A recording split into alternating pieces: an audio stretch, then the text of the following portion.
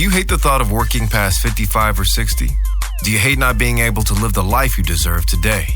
Do you hate not knowing what your financial future looks like? It's time to stop doing what you hate. Here's your host, Mr. Harold Green. Aloha, everybody. This is Harold Green of Brightree Financial Group, and it is time to stop doing what you hate. How y'all doing?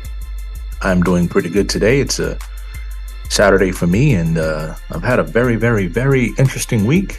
And honestly, I don't remember the last time I had a boring week. It's been a long time since I had a boring week.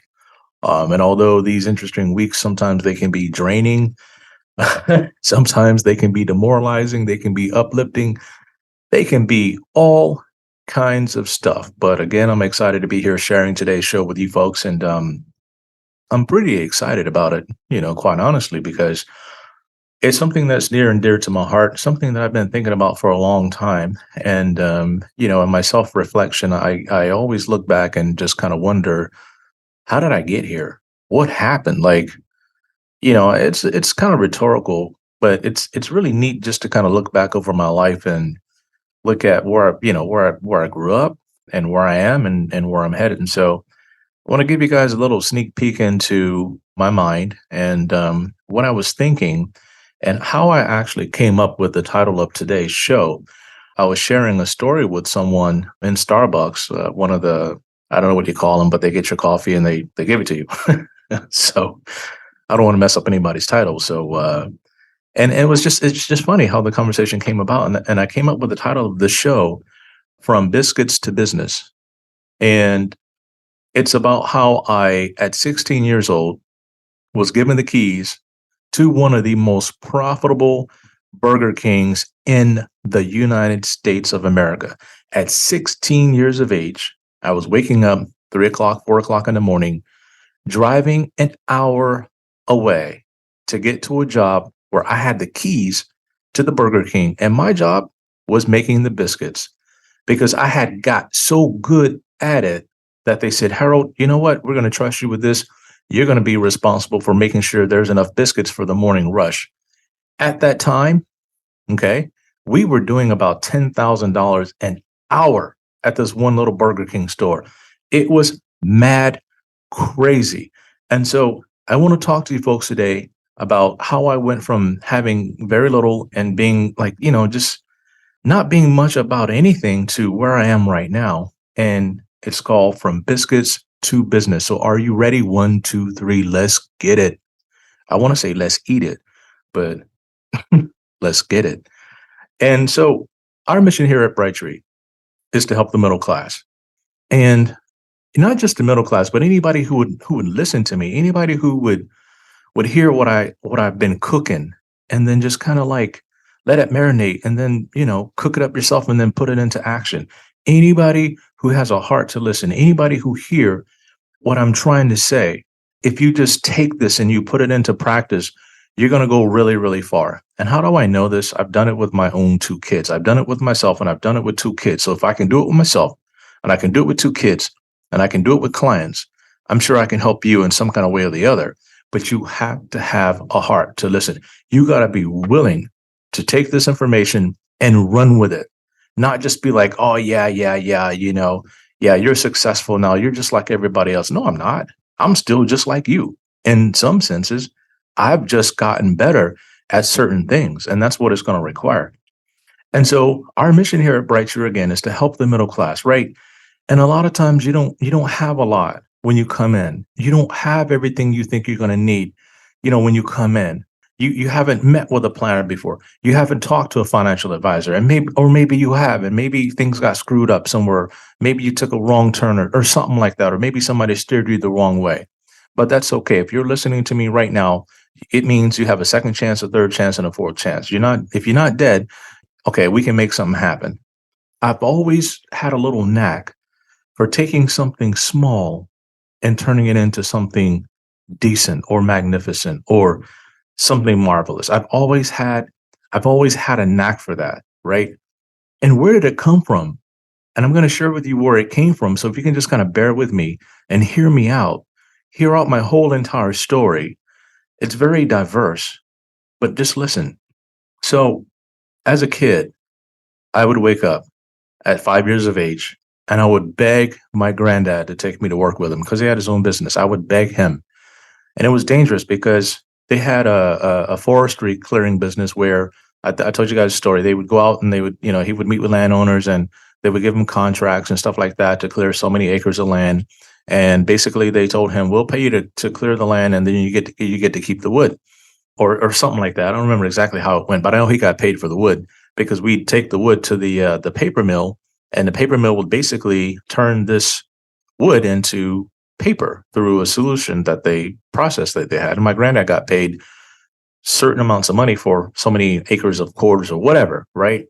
And it was a hard job. We would end up going to the paper mill every single day. Now, if it rained, then we couldn't work and we didn't get paid. And sometimes we had to do that as well. So my granddad said, "Okay, I'll tell you what, I'll give you a little axe and then you can go trim the trees because, these pine trees they had branches all the way down to the bottom. And my uncle who ran the saw couldn't get to the tree fast enough. If the branches were in the way, he'd have to trim branches and that would slow him down. So my job was to go as fast as I could, clear all the branches out, and then let him cut the wood. And I was doing that at 5.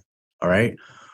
And then he was a deacon at the church. And so deacons are responsible for making sure the church is running the right way and, the maintenance and everything, all of that.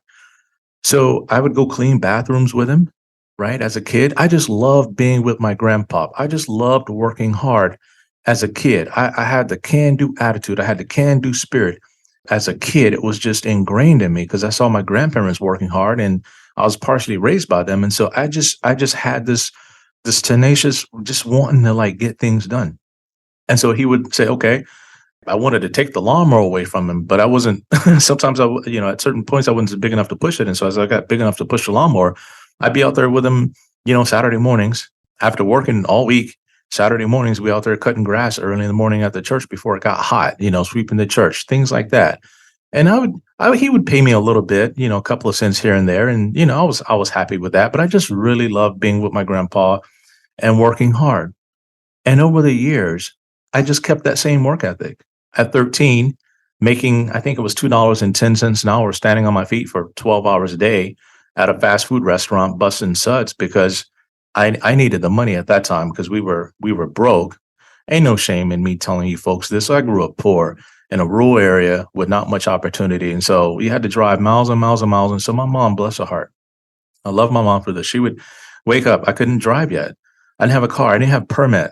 And she would drive me for an hour to get to work. And then she would come pick me up. And so I would help her out with gas money and stuff like that. And, I was able to buy school clothes and then help my mom pay some bills and things like that. So, I started that when I was 13 and even younger at some points. And by the time I was 16, I was working at one of the busiest Burger Kings in the world. And was able to buy a car. I was one of the only kids in high school, black kids anyway, with a car at that time. I was in 11th grade when I got my first car. And went down there and my mom helped me get the car and stuff. And then, I would work, put gas in my car, buy the insurance and drive to school and then go to work and then come home. And then, but during the summer, I was opening up that Burger King at 4 o'clock in the morning, making those biscuits and it taught me something. And I want you guys to bear with me in this because it taught me something. I grew up going to church and hearing the Bible, but, I was a kid. I really didn't understand what I was listening to, but I kept hearing it and I would read it and it would soak into my mind. And here are some of the things that I want to share with you that soaked in my mind and they stayed there.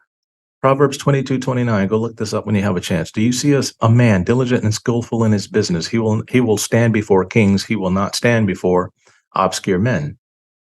Luke 16:10 NIV. Whoever can be trusted with very little can also be trusted with much. And whoever is dishonest with very little will also be dishonest with much. Very important stuff. Very important stuff. Proverbs 13:11. Dishonest money dwindles away, but whoever gathers money little by little makes it grow. And these are some very, very important things. And I want you to go back and check these things out when you have time. You may not be a Christian or whatever. That doesn't bother me. Knowledge is knowledge, right? As I said at the very beginning of the show, this stuff is important. So these are some key things I want you to hone in on. So I want to start with what I looked at here.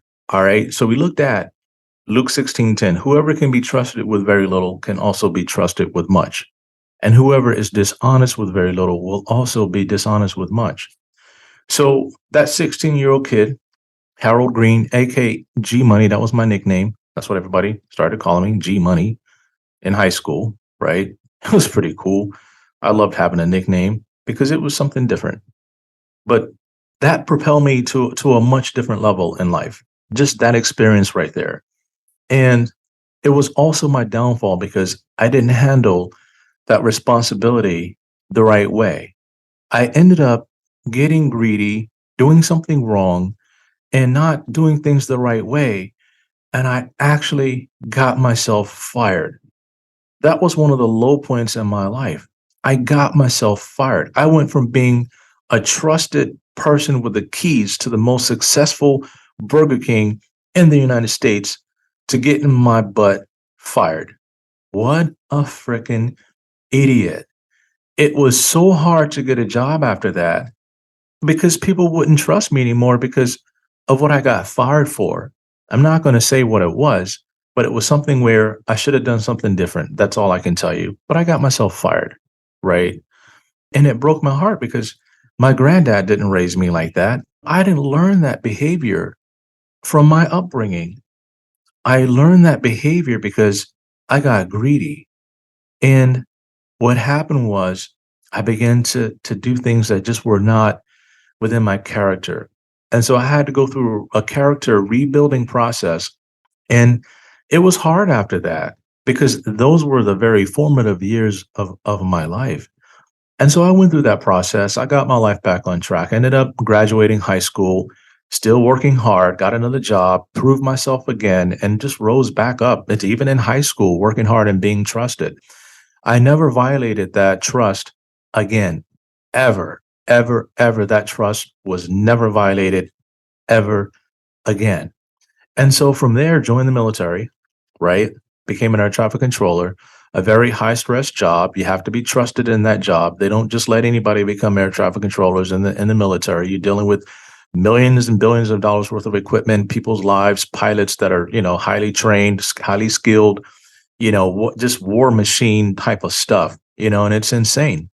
And you had to kind of keep a tight lip about what you're doing. So you had to be trusted. And so with that being said, went through the military, got out of that, and ended up getting into insurance and things like that. And again, before I got into that, it was restaurant management again. So I was a restaurant manager, assistant manager, and all of that. And then I didn't want to do that. And so I got into the corporate world of insurance and things like that. And again, I rose to the top of that. And so because I was trusted with little, my bosses could trust me with little, right? And so because I wasn't dishonest in that, I began to have opportunities for more things to happen for me. And the reason why I'm sharing this with you folks is because of this. I believe that if you are in the middle class and you are working a W-2 job, there's nothing wrong with that. There's absolutely nothing wrong with that. But I'm talking about the people who realize and they say, hey, you know what? I think I can do a little bit better than this. I think I want a little bit better than this. How do I go about striking out and just reaching and maximizing my full potential, which is very important. But you're going to have to start with your character and you're going to have to look inside and you're going to see if you can be trusted or not. Like, what are you doing right now? Are you being trusted with where you are right now? Because I'm telling you something, opportunity will find you. And then here's my next point. Let's go back. Let's go and talk about the skillful and the diligent man. Proverbs 22:29. Do you see a man diligent and skillful in his business? He will stand before kings. He will not stand before obscure men. Diligent and skillful in his business.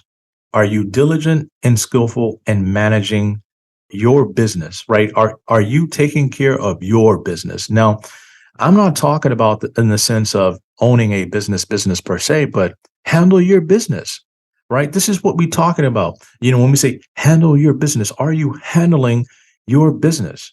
Are you handling things with your wife the right way? Are you handling things with your kids the right way? Are you handling things at work the right way? Are you diligent and skillful and honest and handling your business? If you're not going to go very far with that. I've seen some very successful people fall. right? Because they weren't faithful with the little. And when they got much, it was the same thing. There's some kind of character flaw that will jump up and bite you in the butt no matter how successful you become. And you guys can just watch any successful person on TV that been at the top and then went to the bottom. You can all see the same kind of patterns, right? Diligent and skillful in your business. Because if you are, opportunities for success will find you. This is how the universe works. It's not one of those things where it's just like willy nilly, everything happens willy nilly, right? We have planes that fly, we have like medical advancement, we have all these things. It's because somebody was diligent and skillful in their craft and handling their business. And that's what I want to talk to you about that. And as you go through life, here's what I want you to do. Okay. I want you to be, as you're doing these things, you're diligent, you're skillful, you're honest, and things aren't going your way. I want you to sit down and I want you to ask God this question. I don't care what you believe, but just say, God, what can I do to fix my situation and make it better? Or how do I get myself from where I am right now? Like, what is it that I can do? What is it that I can do that I'm not doing? How can I get better at this? Like, what is it that I'm missing? And then just sit there. And I don't care how many times you have to do this, but I guarantee you an answer will come to you because it has come to me many, many, many, many times. Because what I'm doing is I'm asking him these questions like, hey, okay, you know what? This is all I got right here. This is what I have. How do I make this better? What am I missing? What am I not doing? What am I not seeing? Who am I not talking to? Am I getting up at a good time and putting in the work? Am I doing the work? Am I being honest? Am I being diligent? Where am I falling short? These are all questions that you're going to have to self examine yourself because you don't want to wait for somebody else to come and criticize you for not doing something that you should be doing because that's painful. And, I've talked to some people and they said, you're really hard on yourself. You're really hard on yourself. And sometimes I don't know what that means. I don't know if it means I should give myself more of a break. But here's the thing, though. If you're not hard on yourself, somebody else will be hard on you. And if you haven't, as I was talking to my wife last night, I think I'm a very strong person. I said, the reason why I think I'm a strong person is because of all the crap that I went through and I've learned from it. And then it's made me better. And I have a different way of handling things now than I used to before. Before I used to get upset and blame people. I don't get upset and blame people anymore. I just think like, okay, what did I do wrong? How can I get better? What did I do wrong? How can I get better? And then if the answer finally comes and says, you know what, you did everything you could, it's just on them, not on you, then I'm okay with that. But I won't rest until I know what my role in that was. These are all things where we have to self examine ourselves and dig deep. I know this sounds like a therapy session. It might be. This is a financial show. If we're not diligent and skillful in our business and handling our stuff the right way, I mean, things, even our finances, right? That's not going to go right because we have some flaws and we have some buckets with some holes in them. There's some things that we need to shore up and we haven't done that yet. I'll share this with you. I said, some people have pets. And what happens if you yell at your pet every time you come home? What do you think is going to happen if you like yell at your pet and just scream at your pet and abuse your pet and kick your pet? Pretty soon that pet is going to stop coming to the door looking for you. As a matter of fact, they're going to run and hide. Money is the same way. When you abuse money, it will find its way out of your possession. That is just a universal principle. Anything you abuse, you will lose. Anything you protect and you take care of, you will get more of. If you protect your money, you take care of it, you will get more of it. If you value your diligence and your honesty and your integrity, more opportunity will come to you. And this is the premise of becoming successful and starting with little. You will always start with little. Nobody ever starts at the top. We all start somewhere at the bottom, the middle, wherever, because we don't have the skill level it takes to maintain the position of authority that we've been put in. If I didn't have what it takes to own Brightree Financial Group, I wouldn't own Brightree Financial Group. Anytime you put someone in a person in a position of power, and they have character flaws, you're going to see that stuff. And if it's a boss, the company's not going to go well. The employees are going to rebel. It's going to be sour. There's going to be division. There's going to be animosity. There's going to be hate. You have to handle your business the right way, right? In my last show, I talked about the stock market. We did a recap on that. Today, we're still struggling a little bit with that. But I'm telling you, we have strategies in place that will help us fix what got broken last year. It shouldn't have gotten broken. That's okay. But it is what it is, and we are where we are.